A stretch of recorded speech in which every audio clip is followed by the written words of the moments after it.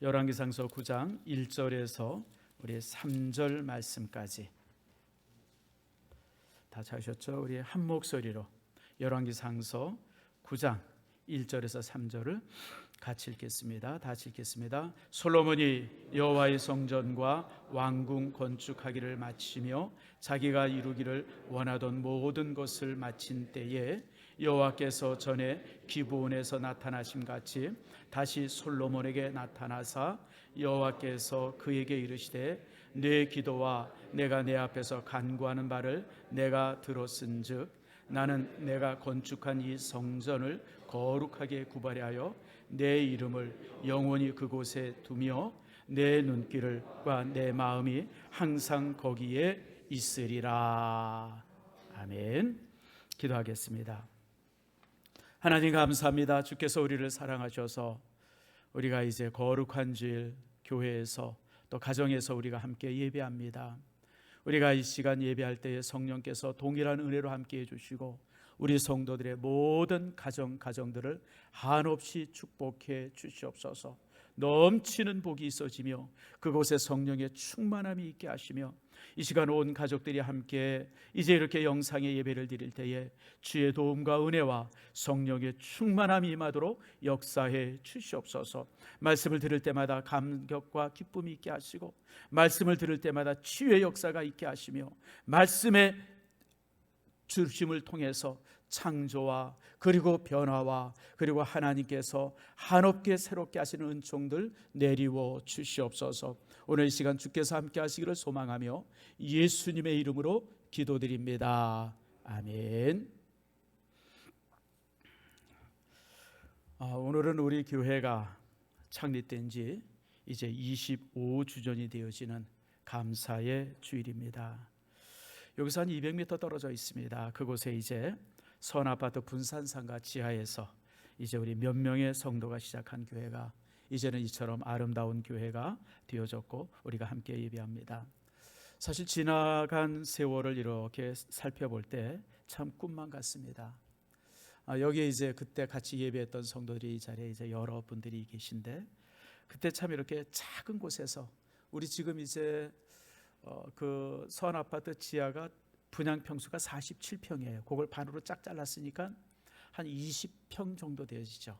20평 되어지는 곳에서 의자 한 우리가 10대 개 이렇게 놓고 지금은 이 의자는 크지만 그때 의자가 이제 7자였던 것 같아요. 7자 의자들 이렇게 놓고 강대상 놓고 몇 명의 가정들 성도들이 함께 이제 예배를 시작했습니다.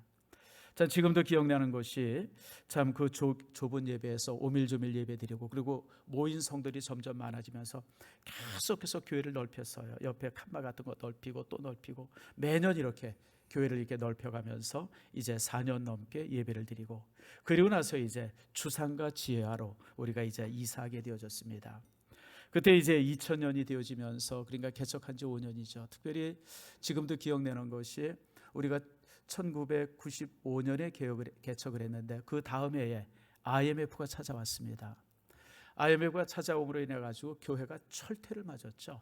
모든 교회가 철퇴를 맞았습니다. 우리 교회도 그때 진짜 개척해서 1년 후에 정말 이 교회가 그냥 휘청거리는 그런 어려움이 있었는데 아무튼 그 위협을 잘 견디고 5년이 지나서 이제 우리가 이제 주상가 지하로 이제 이렇게 이사를 하게 되어지고 그러면서 이제 그때 우리가 김철구 선교사, 송영곤 선교사를 첫 선교사로 지하에서 이제 파송을 하게 됩니다. 그곳에서 7년 동안 열심히 수고했고요. 또 이제 그 7년 동안 열심히 그 지하에서 예배드리면서 아마 여러분 기억날 거예요. 우리 교회 주제가가 있었어요. 송대관 씨 노래인가요? 쨍하고 해 뜰 날. 뭐 그 노래 우리가 부르진 않았지만 항상 제목만 그렇게 지하에만 우리가 12년 있었으니까 너무 햇빛 보이는 곳에서 예배하고 싶은 마음을 그렇게 했는데 참 상상할 수 없는 일이 생겼어요. 이곳에 이제 건물이 나오게 됐고 그리고 이제 우리가 이 건물을 사게 되어졌습니다. 벌써 이 건물 사고 증축하고 뭐 이러면서 12년의 세월이 지났네요. 제가 항상 고백하는 것처럼 우리 교회가 여기까지 온 것은 매 순간 기적이었습니다. 여러분 참으로 우리 교회의 성장이 기적이었고요. 건물이 기적이었고 또 우리 모여진 성도들이 기적이었습니다. 사실 우리 교회가요 성도들이 무척 많이 헌신했지만 이곳에 이사할 때 우리 교회에 내 집을 가지고 있었던 성도들이 몇 분 없었습니다. 다 여러분 이렇게 이제 4단지 아파트 이렇게 세 살고 또 이제 이렇게 전세 살고 뭐 이런 분들이 거의 90% 이상이었었어요. 그런 열악한 가운데서 정말 이렇게 작은 물질을 우리가 하나님 앞에 드렸는데 하나님께서 그 작은 물질을 통해서 오병이어와 같은 기적을 일으켜 주셨어요. 그래서 이렇게 정말 좋은 건물 여기에서 이제 이렇게 우리가 이제 예배하게 되어졌습니다. 그런데 참 안타까운 것은 이 25주년 참 축하해야 되고 감사해야 될 이 예배가 오늘 이처럼 여러분들과 함께 영상으로 드려진다고 하는 것이 너무 가슴이 아파요. 제가 한 주간 내내 하나님 앞에 기도하면서 정말 가슴 아파했던 것이 25주년에 대해서 우리 온 성도들이 함께 모여서 정말 큰 떡도 하고 뭐 이렇게 과일도 나누면서 그냥 벅적지근하게 참 이렇게 잔치를 했으면 정말 부족함이 없었을 것 같은데 이렇게 이제 영상으로 예배하고 대부분의 성도들이 가정에서 예배드린다고 있을 때 참 마음이 얼마나 무겁고 아픈지 모릅니다. 사실 저는 전주 주일만 해도 하늘이 두 쪽이라도 내가 주일날 교회에서 온 성도들이 모여서 예배하겠다 그런 마음을 가졌는데 제가 볼 때 너무 좀 아직도 안 좋은 것 같아요. 이럴 때 우리 교회가 정부의 방역에 협조해야 합니다. 여러분 다시 말씀드리지만 우리 교회가 상식보다 위에 있어야 돼요. 세상 사람들의 눈치풀임이 있어서는 안 됩니다. 상식보다 떨어진 종교는 사교 집단입니다. 모든 종교는 상식 위에 있어야 돼요. 그래서 사실 우리 교회가 지금까지 한 달이 넘도록 방역에 가장 철저히 하려고 했었고 저 스스로도 정말 이 방역에 얼마나 애쓰는지 저도 그래서요 무슨 모임이 있거나 이럴 때 거의 가지 않습니다. GMS 회의가 있었을 때나 제가 이제 이렇게 참여했고요. 그 외에는 제가 교회를 떠나지 않았고 저희 집에 이렇게 큰 장례가 났음에도 불구하고 어떤 성도들도 제가 오지 못하게 했던 이유는 한 성도라도 만약에 이렇게 이렇게 질병에 이렇게 확진이 되어지면 교회가 정말 얼마나 이렇게 심각한 어려움이 있겠어요. 제가 그래서 성도들한테 간곡하게 부탁한 것도 교회에 저희 장례에 누구도 오지 마세요라고 그렇게 제가 부탁한 것도 이제 그래서 제가 여러분들에게 부탁을 드린 겁니다. 아무튼 이런 여러 모습 속에서 참 마음에 그래도 안타까움이 있습니다. 자, 지금도 이제 우리 성도들이 가정에서 이렇게 식구들과 함께 예배를 드려 이제 가정 예배가 부활이 되어지고 가정의 재단이 세워진다고 하는 것은 너무 소중한 일이에요. 그런데 솔직하게 얘기합시다. 아무리 가정에서 경건하게 그리고 신실하게 예배한다 할지라도 교회의 예배에 미치지를 못해요. 그렇죠, 여러분? 아마 가정에서 예배드린 여러분들이 그것을 더 느낄 거예요. 식구들이 다 모이고 또 성경 찬송 다 펴들고 그래서 이제 우리가 함께 예배하지만 그러나 이 예배가 교회에서 이렇게 함께 예배하는 거 왜냐하면 교회라고 하는 것은 단순히 예배의 기능만 있는 게 아니잖아요. 우리 장로님 아까 기도하시면서 참 말씀하셨던 것처럼 성도들과의 교제, 나눔 이런 것들도 예배만큼 소중한데 이런 것들이 모두 결여되니까 가정에서 이 시간 이렇게 영상으로 예배를 드려도 항상 허전함이 있어요. 이게 단순한 어떤 그 건물의 허전함뿐만이 아니라 어떤 영적인 이유가 있습니다. 그래서 여러분들과 함께 오늘 이 시간 솔로몬이 하나님 앞에 이제 성전을 건축하고 낙성식을 하면서 가졌던 기도와 또 그 광경들 그리고 이제 또 하나님의 응답 이 모든 것을 우리가 살펴보면서 왜 가정 예배도 똑같은 예배인데도 불구하고 교회 예배와 이렇게 다를까 함께 성도들이 모여서 예배하는 예배와 다를까라고 하는 부분들을 여러분들과 함께 나누면서 이제 은혜를 나누려고 합니다. 솔로몬이 왕이 되어지면서 제일 먼저 했던 것이 성전 짓는 일이었습니다. 다윗으로부터 성전 짓는 모든 재료와 그리고 이제 성전의 어떤 그 설계도와 성전의 기구의 설계도 이런 것들을 쭉 물려받고 그래서 왕이 되면서 제일 먼저 했던 일이 이제 성전 짓는 일을 합니다. 7년 동안 최고의 재료와 최고의 기술자들 그리고 최고의 수고를 통해서 이제 하나님의 성전을 아름답게 짓고 이제 건물을 다 지은 다음에 낙성식을 합니다. 다시 말하면 이제 법궤를 성막에 있던 법궤를 성전에 옮기고 그러면서 이제 하나님 앞에 이제 낙성식의 예식을 14일간 2주에 걸쳐서 이제 하게 되어집니다. 그 낙성식 하는 장면이 바로 이제 열왕기상 8장입니다. 그래서 여러분들이 솔로몬이 어떻게 낙성식을 거행했나라고 하는 것을 보려면 열왕기사 8장을 읽으면 되는데, 이 8장이 굉장히 길어요. 66절까지 있습니다. 그래서 여러분들 이렇게 이제 낙성식을 하죠. 근데 이 낙성식을 하면서 솔로몬이 하나님 앞에 이렇게 고백합니다. 27절입니다. 자, 27절 말씀을 다 한번 펴보세요. 자, 여러분, 솔로몬이 최고의 돌, 최고의 보석, 그리고 최고의 재료, 최고의 나무를 가지고 이제 성전을 건축했습니다. 완벽하게 지었습니다. 고대 시대 때 솔로몬의 성전보다 아름다운 건물이 없었다 그래요. 이렇게 최고로 아름다운 건물을 지었는데, 그 건물을 짓고 나서 솔로몬이 하나님 앞에 이렇게 기도합니다. 자, 27절 말씀 찾으셨죠? 우리 한번 같이 다 읽겠습니다. 시작. 하나님이 참으로 땅에 계시리까 하늘과 하늘들의 하늘이라도 주를 용납하지 못하겠거든 하물며 내가 건축한 이 성전이오리까. 이게 무슨 뜻인지 아시죠? 성전을, 하나님의 성전을 잘 지었어요. 그러면서 솔로몬이 하나님 앞에 기도하기를, 하나님, 내가 최고의 정성을 기울이고 최고의 재료로, 그리고 최고의 기술자를 가지고 이렇게 정말 아름다운 성전을 지었지만, 그러나 이 성전이 어찌 하나님이 거하는 곳이 되겠습니까? 하나님이 거하는 곳이 아니라는 거예요. 하늘의 하늘이라도, 하늘의 하늘, 그 하늘의 하늘이라도 하나님이 거하는 장소가 되지 못하는데 어떻게 이렇게 보잘것없는 건물 안에 하나님이 거하시겠습니까? 그렇게 고백을 해요. 여러분, 이건 겸손의 고백이 아니에요. 이건 굉장히 신학적으로 아주 중요한 고백입니다.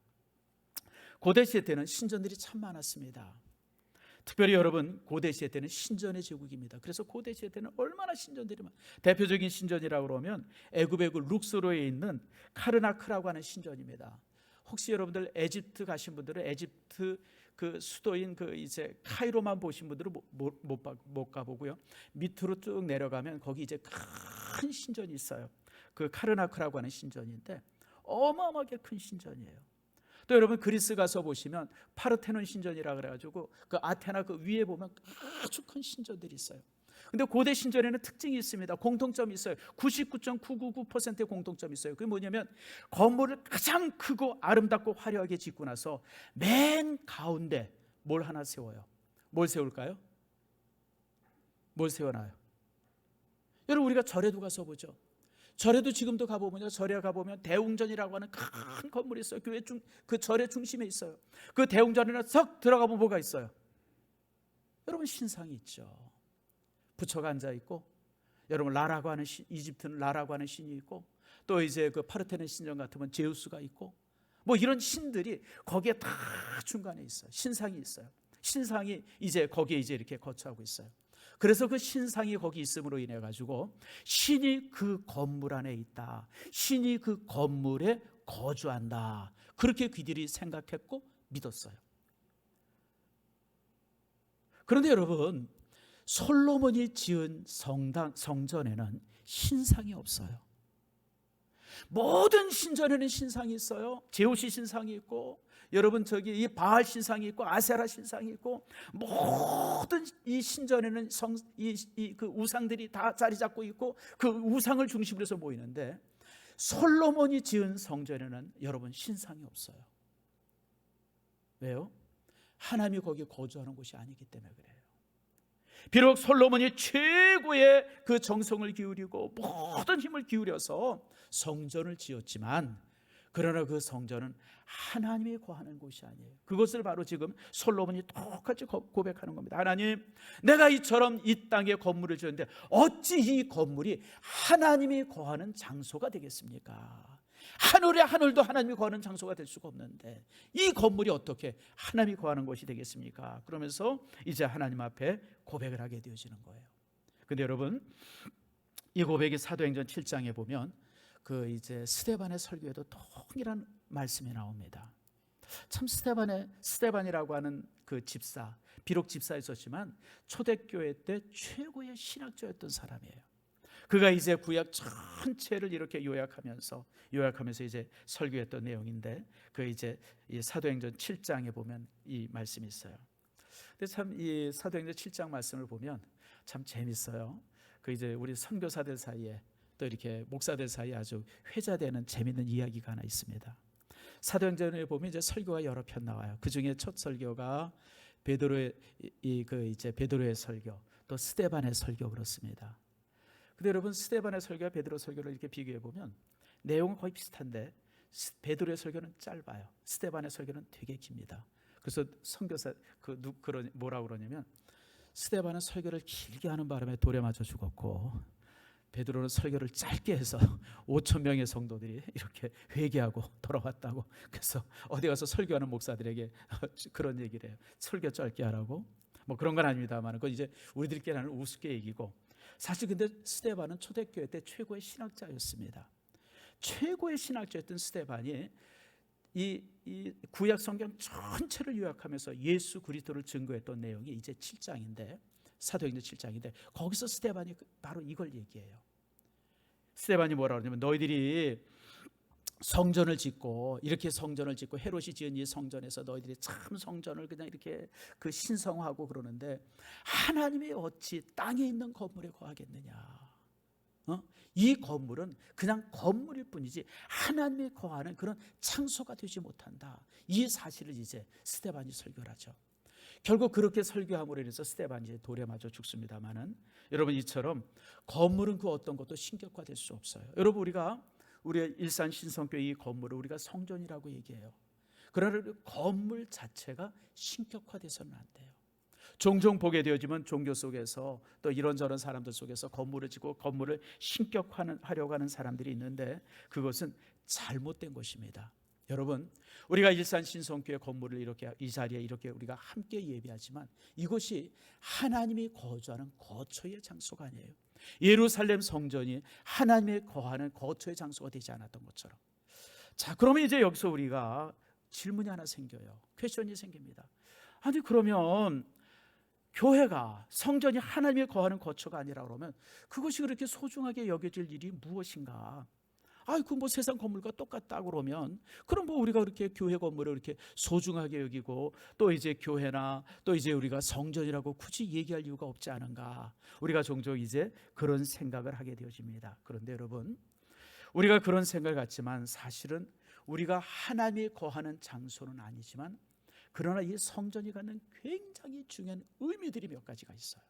그래서 우리가 교회를 소중하게 여기고 교회의 모임을 소중하게 하는 겁니다. 첫 번째가 뭐냐면, 여러분, 이제 성전은 열왕기상 8장을 한번 보세요. 8장 1절부터 봅시다. 바로 이제 우리가 읽은 7장 전이죠. 8장 1절 말씀해 보면, 자, 1절 말씀을 같이 한번 읽겠습니다. 열왕기상 8장 1절 시작. 이에 솔로몬이 여호와의 언약궤를 다윗성 곧 시온에서 메어 올리고자 하여 이스라엘 장로와 모든 지파의 우두머리 곧 이스라엘의 자손의 족장들을 예루살렘에 있는 자기에게로 소집하니. 자, 다시 말씀드리면 예루살렘 성전에는 신상은 없어요. 하나님의 상이 없습니다. 근데 예루살렘 성전에 무엇이 안치되었냐면 하나님의 언약궤, 법궤가 그 안에 안치되어졌어요. 다시 말하면 지성소라고 가장 소중한 장소가 있는데 그 지성소 안에 하나님의 신상이 세워져 있는 게 아니라 하나님의 말씀, 그 법궤 안에는 십계명이 들어있었는데 그 십계명이 들어있는 그 하나님의 말씀이 그 지성소 안에 이렇게 놓여지게 되어진 거예요. 다시 말하면 성전은 하나님이 계신 곳이 아니라 하나님의 무엇이요? 말씀이 계신 곳이에요. 말씀이 있는 곳이 성전이에요. 왜 성전이 중요합니까? 우리가 이 땅에 있는 그 어떤 건물과도 비교해서 그 성전을 소중하다고 여기는 이유가 어디 있어요? 그것은 바로 하나님의 말씀이 교회 안에 있기 때문에 그래요. 그래서 성전에서 성전이 말씀을 가지고 있고 교회가 말씀을 가지고 있고 말씀을 전하고 있고 말씀을 선포하고 있고 말씀을 가르치는 곳, 그것이 바로 교회예요. 그래서 말씀이 있기에 교회가 이처럼 소중한 겁니다. 사랑하는 성도 여러분, 에스겔서 2장 말씀에 보면 에스겔이 큰 환상을 보여, 성전의 환상을 봅니다. 에스겔서 2장 너무 유명하죠? 에스겔이 이제 환상을 보게 되어 이제 성전 문지방에서 샘물이 조그만 게 하나 이렇게 솟아요. 근데 그 샘물이 이렇게 제단 남쪽으로 흘러내려 가지고 동쪽으로 해서 이렇게 가게 되어지는데, 맨 처음에는 여러분 이제 이 물이 발목까지 차요. 조금 지나다 보면 그 졸졸 흐르던 물이 여러분 무릎까지 차요. 허리까지 차요. 그리고 이제 사람 이 머리 위에까지 차요. 그리고 그것이 이제 물이 흘러가지고 이 죽음의 바다 사해 안에 들어가서 그 사해 바다가 생명의 바다가 되어져요.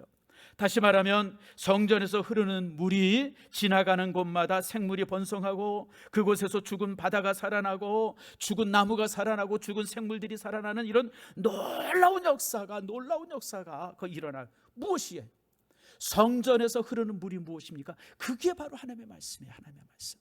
하나님의 말씀이 성전에서부터 흘러나오는데, 그 성전이 흘러나와가지고 그것이 온 세계 안에 퍼져가지고 모든 곳을 살리고 모든 곳을 풍성하게 하고 모든 곳을 넉넉하게 하는 능력이 되고 힘이 된다고 하는 사실을 에스겔서에 보여주고 있는 겁니다.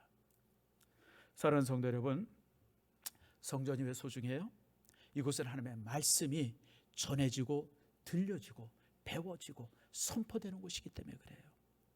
그래서 여러분, 성전이 이렇게 우리 삶 속에 소중한 곳이 되어지는 거예요. 여러분, 두 번째로는, 여러분, 성전은 8장 11절 말씀입니다. 성전에 또 두 중요한 이유가 있어요. 자, 8장 11절 말씀 같이 한번 읽겠습니다. 시작. 제사장이 그 구름으로 말미암아 능히 서서 섬기지 못하였으니 이는 여호와의 영광이 여호와의 성전에 가득함이었더라.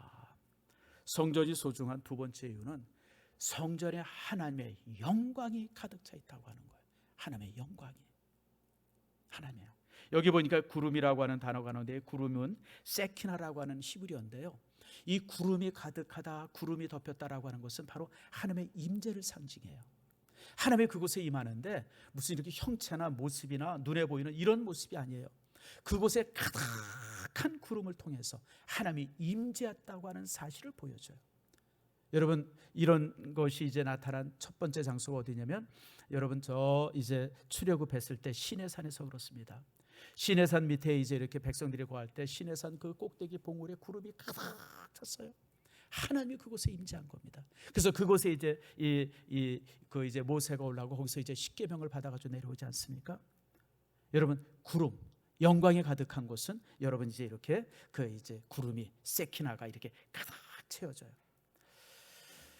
자, 여러분, 우리가 가끔 이제 TV를 통해서 이제 바티칸 일에 이런 장면들이 좀 나와요. 거기 보면 교황이나 신부나 이런 사람들 아주 화려한 옷을 입고 그냥 거기서 이렇게 쭉 지나가고, 뭐 또 세레모니가 얼마나 또 대단합니까? 그냥 뭐 아무튼 뭐 앉고 일어서고 막 그럴 때 그냥 그 이제 모르는 사람들이 이렇게 바라보면 괜스레 이제 머리가 숙여져요. 자, 여러분, 우리가 이렇게 가운을 입잖아요. 이 가운에 대한 상식이 여러분들이 있어야 돼요. 왜 목사들이 저렇게 시커멓둥둥한 가운을 입을까? 이거 왜 입을까요? 사실 저도 이 가운을 좀 벗을까 양복을 입을까 생각이 참 많아요.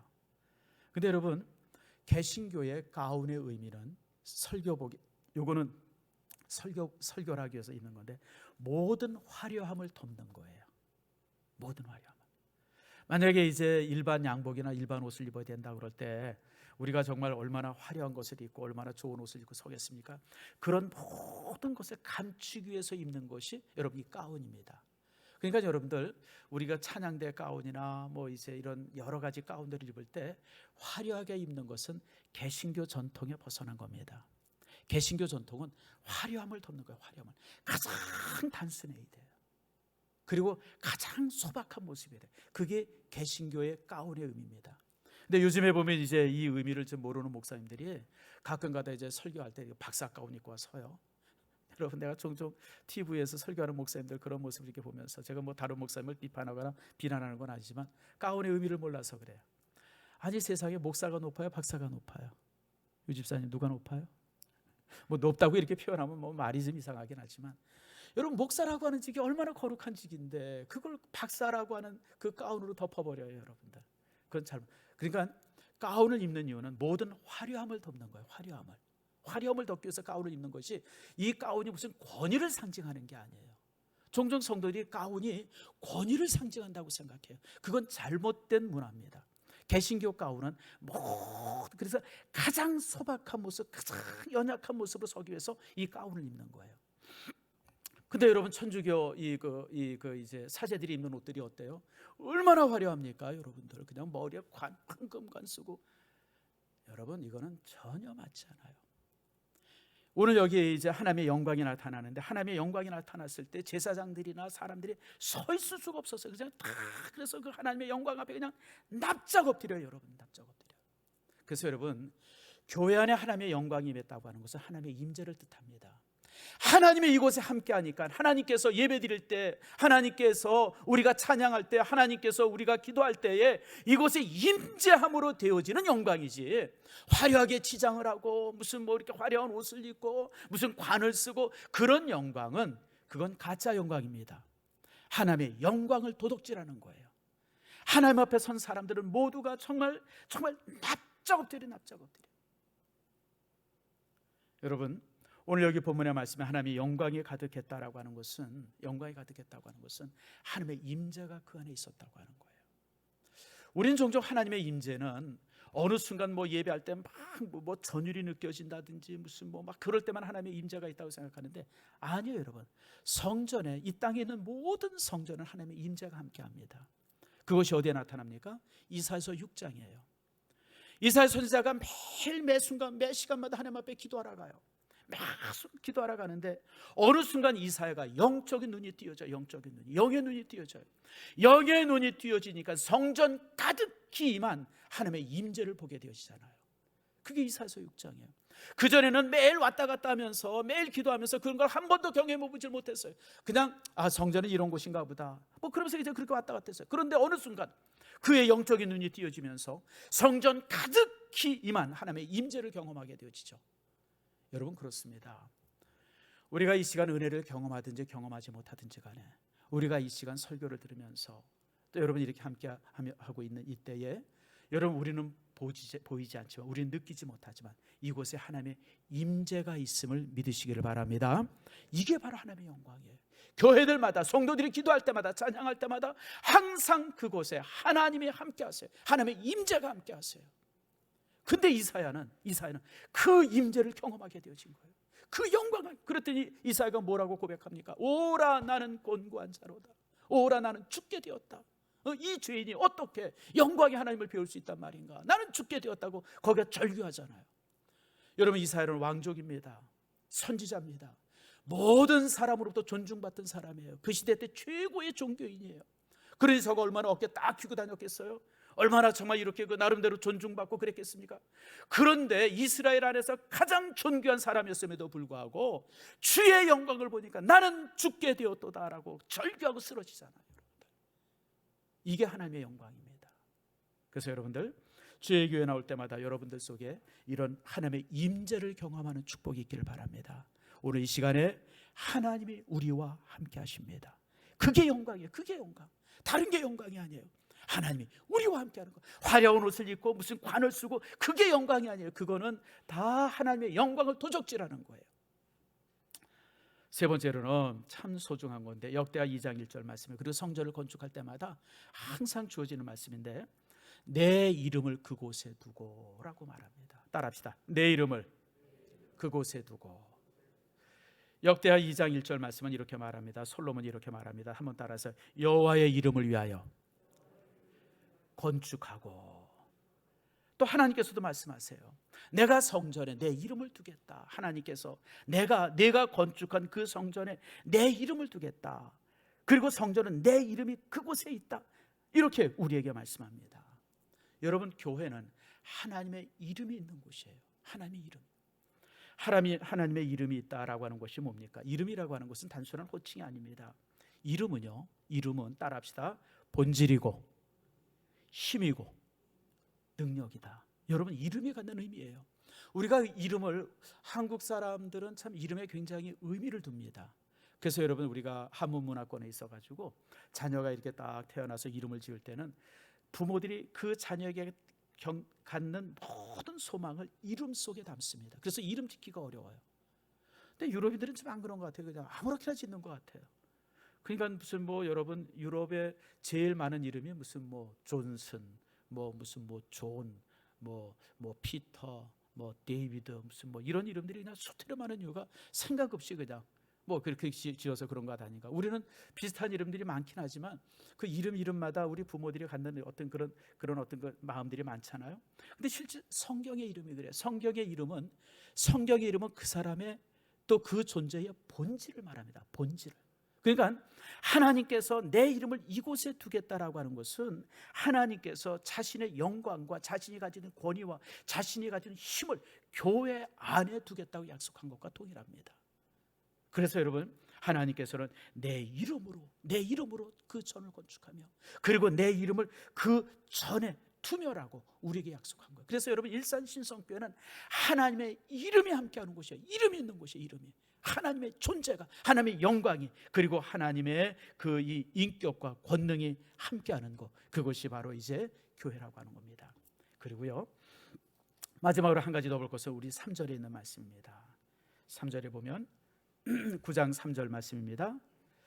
자, 9장 3절에 여호와께서 이르시되 내 기도와 내가 내 앞에서 간구하는 말을 내가 들었은즉 나는 내가 건축한 이 성전을 거룩하게 구별하여 내 이름을 영원히 그곳에 두며, 하나님께서 성전에 자신의 이름을 두겠다 약속하셨어요. 그리고 가장 결정적이고 제가 가장 좋아하는 말씀이 그 다음 말씀입니다. 따라합시다. 내 눈길과 내 마음이 항상 거기 있으리니. 여러분, 눈길이 교회, 참 하나님의 눈이 있는 게 아니라 뭐가 있어요? 눈길이 있다 그랬어요. 여러분, 눈길. 참요, 여러분, 이 말씀의 의미를 여러분 아세요? 내가 누구에게 눈길을 줬다라고 하는 것이 무엇을 뜻합니까? 내가 어떤 사람에게 눈길을 줬어요. 내가 어떤 사람에게 눈길을 주지 않았어요. 이게 무슨 차이가 있어요? 눈길을 줬다고 하는 것은 관심을 가졌다, 사랑한다, 돌본다, 이런 뜻이에요. 하나님께서 우리 일산신성교회라는 바로 이 장소 안에 자신의 눈길을 두셨어요. 그래서 우리 성도들이 와서 기도하거나 찬양하거나 예배할 때 하나님께서 그 사랑의 눈길로, 돌봄의 눈길로, 하나님께서 그 깊은 은총의 눈길로 우리를 바라보시는 거예요. 하나님께서 눈길을 두셨어요. 뿐만 아니라 하나님께서 이곳에 자신의 마음을 두셨어요. 하나님의 마음, 우리가 기도할 때 하나님의 마음을 두드리잖아요. 마음을 두드리잖아요. 우리가 간구할 때 하나님의 마음을 두드리잖아요. 그 마음을 이곳에 두셨어요. 뿐만 아니라 이곳에 하나님이 눈이 이곳에 함께해요. 하나님의 그 마음이 함께해요. 하나님의 또 귀가, 그래서 우리가 간구할 때 하나님께서 우리의 모든 간구를 들으세요. 시편 34편 15절에 이렇게 말합니다. 여호와의 눈은 의인을 향하시고 저희 부르짖음에 기울이시는도다. 주님의 귀가. 여러분, 이처럼 주님께서 이 성전을 통해서 정 우리에게 마음을 주시고 우리에게 귀를 기울여 주시고, 여러분, 그러시는 곳이 성전이에요. 그래서 성전은, 예수님께서 성전을 향해서 뭐라고 말씀하시냐면 내 저는 만민이 기도하는 집이라고 말씀하신 이유가 거기 있어요. 만민이 기도하는 집이라고 하는 것은 단순히 기도하는 곳이라고 하는 것이 아니라 하나님을 만나고 주의 영광을 경험하고 하나님의 은총, 그리고 하나님의 그 말씀의 변화를 경험하는 곳, 그곳이 바로 만민이 기도하는 집, 교회, 성전이라고 하는 겁니다. 사랑하는 성도 여러분, 참으로 우리가 이제 가정에서 예배드린 지 벌써 한 달이 넘어졌습니다. 많이 답답하죠. 저도 개인적으로 너무 답답해요. 목사라고 하는 사람이 예배드리는 사람인데 예배를 못 드리니까 그냥 얼마나 답답한지 몰라요. 그래서 요즘에 제가 그런 생각을 해봅니다. 내가 은퇴 경험하나 보다. 은퇴를 미리 경험하나 보다. 은퇴하면 내가 이러고 살 텐데, 야, 내가 어떻게 살까? 예배 인도하지 못하고 설교하지 못하면 내가 뭔 재미로 인생을 살아가야 되나? 막 그런 생각을 요즘에 이제 다시 한번 해보게 됩니다. 그러나 어쨌든 간에 주께서 이제 우리에게 이렇게 성전을 더욱 사모하게 되는 마음들을 주셨어요. 아마 우리 성도들도 내가 안 봐도 뻔히 알아요. 가정에서 예배 드릴 때 한 주, 두 주, 세 주는 되게 편리했을 것 같아요. 야, 세상에 이렇게 편한 게 있는데 밥도 안 하고 서빙도 안 하고 그냥 이렇게 편하게, 또 이렇게 이 주차장에 차 못 대가지고 빙빙 도는 것도 없고, 야, 참 편하다. 그러고 한 2, 3주 예배를 드렸는데 이제 3주, 4주, 5주 넘어가면 많이 답답할 거예요.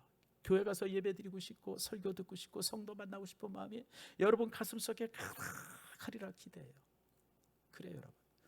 정말 하나님의 축복 주셔서 다음 주에는 그런 축복이 우리 안에 있기를 축원합니다. 여러분, 다음 주는 고난 주간이에요. 고난 주간. 예수 그리스도께서 예루살렘 성전에 이제 이렇게 입성하신 날이에요. 우리가 그날 교회에서 예배드리지 못한다면 얼마나 가슴 아프겠어요. 그 다음 주는 부활주일이에요. 부활주일. 우리가 고난주간에 우리가 성찬식을 했는데 고난주간 성찬식은 모이지 않으려고 그래요.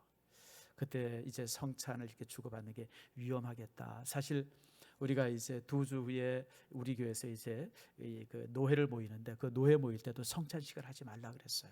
그냥 예배만 드리고 또 이렇게 필수 요원들만 와서 많은 분들 오지 말고 정말 꼭 와야 될 분들만 와가지고 그렇게 이제 이렇게 그 노회를 합시다. 이제 그렇게 이제 공고가 되어졌는데 우리 교회도 마찬가지예요. 그러나 여러분들 우리가 교회 오고 싶은 마음이 얼마나 간절해요. 주일날마다 예배 드릴 때마다 영상으로 여러분들이 예배 드릴 때마다 교회 오고 싶은 마음이 얼마나 간절해요. 왜 그래요? 교회는 하나님의 말씀이 있는 곳이기 때문에 그래요. 교회는 하나님이 임재하는 곳이에요. 임재하는 곳. 하나님의 영광이 있는 곳이에요. 교회는 하나님의 이름이 있는 곳이에요. 하나님의 자신의 이름을 둔 곳이 교회예요. 그리고 교회는 하나님의 자신의 눈과 눈길, 특별히 저는 이 눈길이라고 하는 단어가 너무 좋아요. 눈길을 두십니다. 눈길을 두시고 하나님께서 자신의 이제 이렇게 귀를 두시고 자신의 마음을 두신 곳, 그곳이 바로 일산 신성교회예요. 여러분들 다음 주에는 하나님께서 우리 교회를 진정으로 축복하셔서 우리가 함께 모여서 이 영광을 우리가 경험하는 주일이 꼭 되어지길 바랍니다. 그러기 위해서 여러분들이 더 많이 기도해야 돼요. 이 땅이 회복되기를 위해서 더 많이 기도해야 돼요. 이 땅이 회복되어지고 그리고 이 땅의 회복의 모든 기운과 힘이 교회를 통해서 정해지도록, 교회를 통해서. 그래서 여러분들 열왕기상서 9장 말씀을 쭉 읽어보면 알겠지만 우리 백성들이 전염병이나 질병이나 우환이나 아픔 속에서 그걸 가지고 나와서 하나님 앞에 성전에서 기도할 때 주께서 들으시고 응답하겠다고 했거든요. 성전은 바로 그런 곳이에요. 우리가 성전을 사모하며 기도하며 그런 가운데서 주께서 우리의 모든 기도에 응답하시고 회복하시는 축복이 우리 교회에 그리고 이 지역에 그리고 이 민족 속에 이 나라 속에 그리고 온 세계 안에 있어지기를 축복합니다.